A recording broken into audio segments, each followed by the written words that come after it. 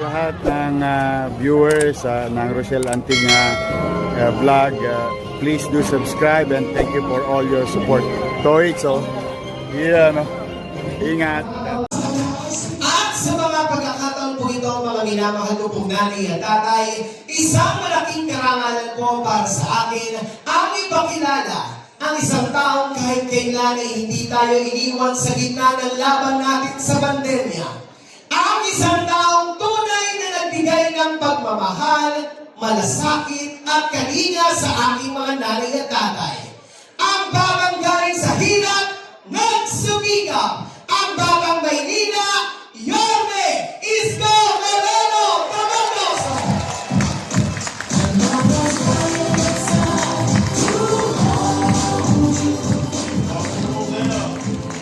Napapasayo tuloy si Patrick na dahil inside eh. Patrick! I love you. Alaga ni Chairman Chi. Si Patrick. Hi! Hello! Gusto pa ba kayo? Dapat eh, natutulog kayo eh. Hapon eh. Ako tingnan nga natin sige. Tingnan natin kung sino ka pinakagising.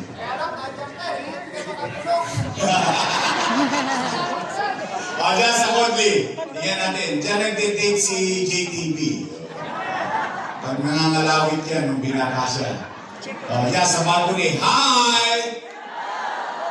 Hello! Malakas. Ito kaya wakan eh. Hi! Hello! Ika lalagyan kayo. O dito, sana nga. Hi! Hello! Gising na gising. O, taas ang kamay, taas ang kamay. Sabay, inat, mga buto, lumalagay ako. Ay dito, chill lang. Good vibes lang. Real talk lang. Steady lang kayo dyan sa birthday. Nay! Tay! Malulot-lola mo. Tatanong ko lang po kayo. Bakit ba kayo naghahanap ng ibang mayor kung meron namang mayor na nakaupo ngayon?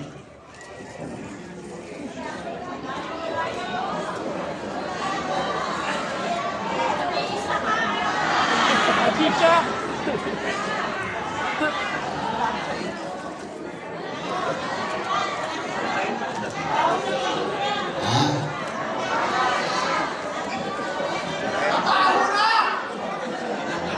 Easy.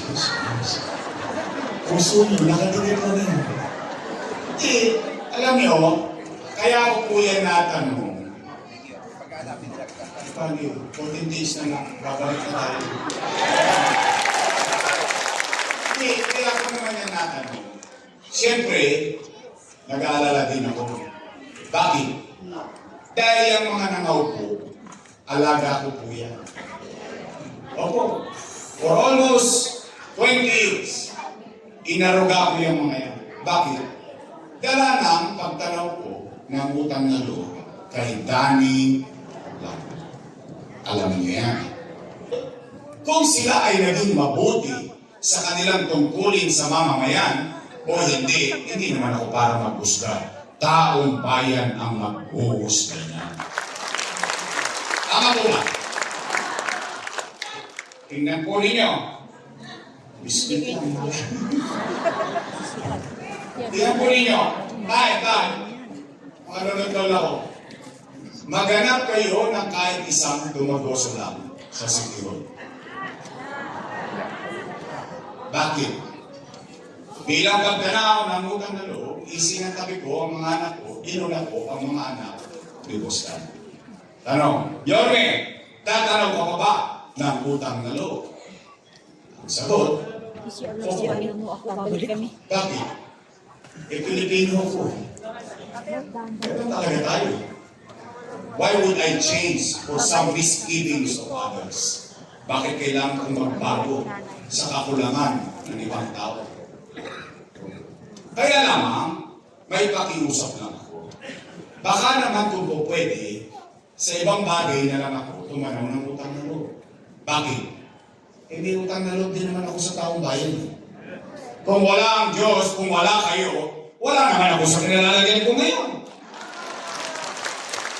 Alam po ninyo, katulad ng akin, nag-umpisa akong 23 anyos, konsihal, 9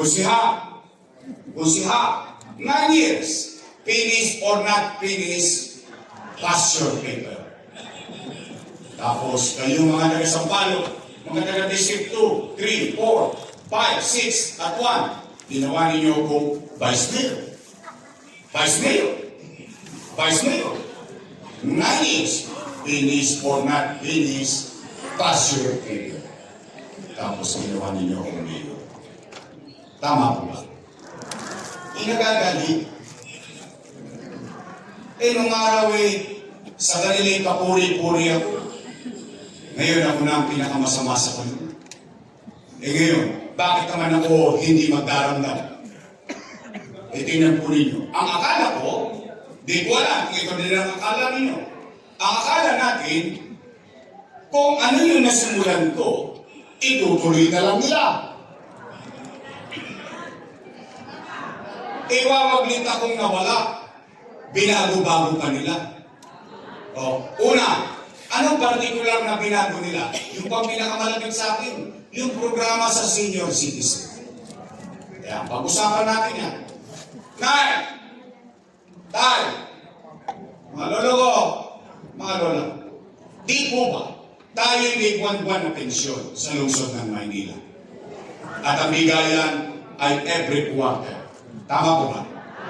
Nay, totoo ba na kapag wala ka sa araw ng payout, forfeited na yung pension mo?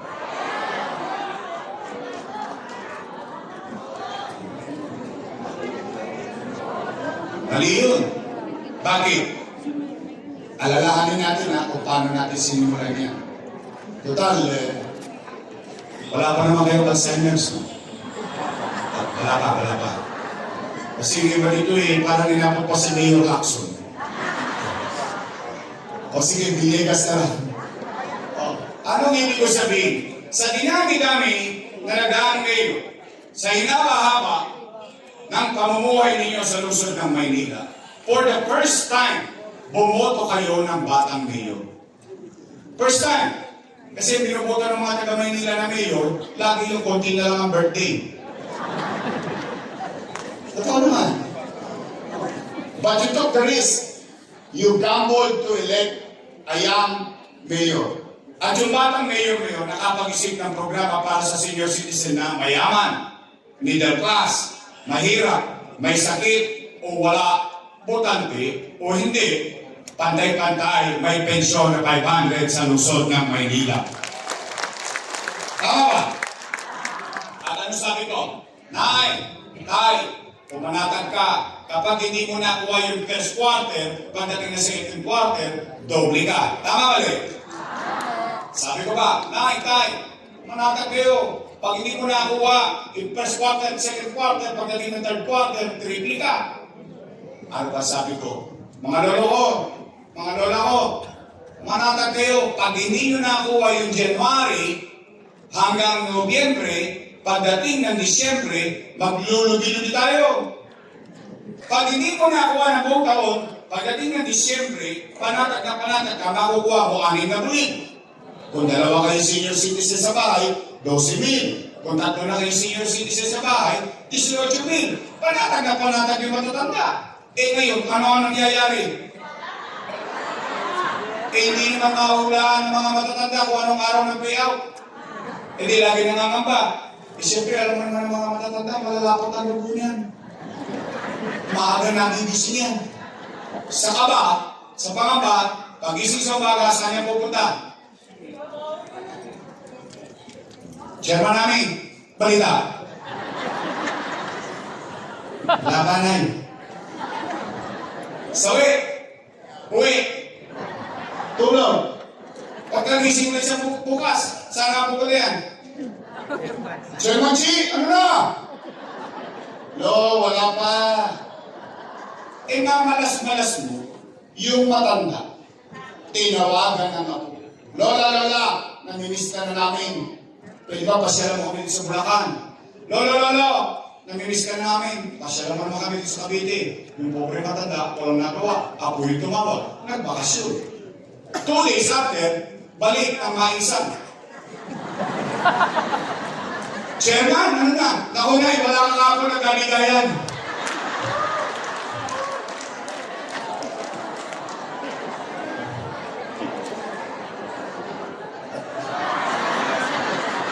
Teacher!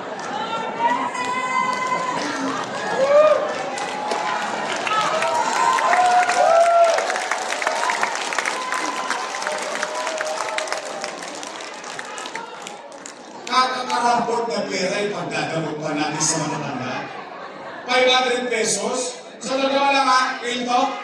May 500 kayo yan? Galing ko sa SM? Pag sa Maisan, di naabot yun.